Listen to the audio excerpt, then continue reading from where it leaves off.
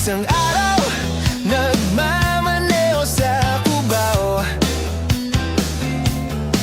aking nakita, babaeng saksakan ng ganda. Sinundan ko ang kotseng sinasakyan niya. Hindi ko nakita may dumarating pala. Hindi ko naiwasan, kami biglang nagkabanggaan. Nang magkamalay ay nasa ospital na ako.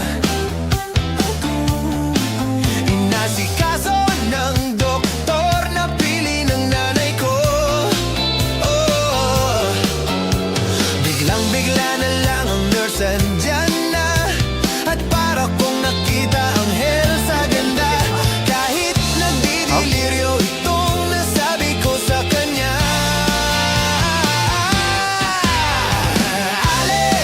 Nasa langit na ba ako?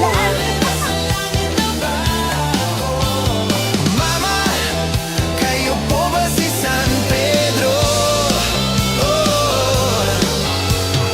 Okay lang sa akin kung ako'y deadball na, basta't ikaw ang lagi kong kasama. Kaya ale, nasa langit na nga ako.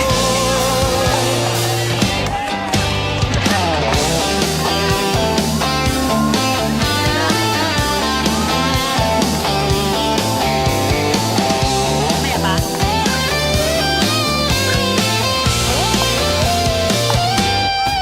At paglabas ko, niyayak ko na siyang pakasal. Tinanggihan niya at ang sabi may asawa na siya.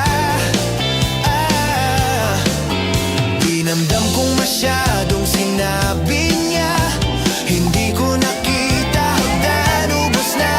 Ako ay nahulog sa semento, ulo ko'y nauntog. Nang magkamalay ay naroon na naman ako. Inasikaso ng doktor na pili ng utol ko. Biglang-bigla na lang ang bagong nurse andyan na. Tinanong ko muna siya kung may asawa na siya. Ang sabi niya'y wala. Ang puso ko'y biglang natuwa. At ang nasabi ko ay ale, nasa langit na ba ako? Nasa langit na ba ako? Mama, kayo po ba si San Pedro?